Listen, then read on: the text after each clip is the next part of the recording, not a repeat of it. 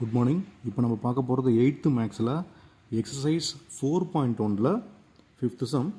If a car is sold for rupees 2 lakh from its original price of 3 lakh.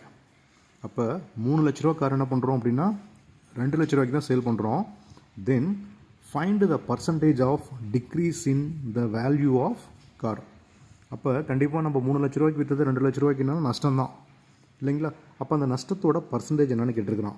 அந்த காரை நம்ம என்ன பர்சன்டேஜுக்கு நம்ம விற்றுருப்போம்னு கேட்டிருக்கான். கொஸ்டினை நல்லா தெளிவாக கேள்வி புரிஞ்சுக்கோங்க.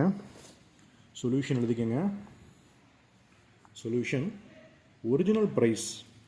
சொல்யூஷன் ஒரிஜினல் ப்ரைஸ் எவ்வளோ கொடுத்துருக்கான்? 3 lakhன்னு கொடுத்துருக்கான். 3 0 போட்டுக்கோங்க. அப்புறம் சோல்டு ப்ரைஸ் எவ்வளோ விற்கிறோம்? 2 லட்ச ரூபாய்க்கு விற்றுருக்கோம் இல்லைங்களா? அப்போ டிக்ரீஸ் வேல்யூ என்னென்னு பார்த்தீங்கன்னா எவ்வளோ கம்மியாக விற்றுருக்குறோம்? 3 லட்ச ரூபாவில் 2 லட்ச ரூபா போயிடுச்சுன்னா அப்போ 3 lakhல 2 lakh போச்சுன்னா 1 lakh தான்.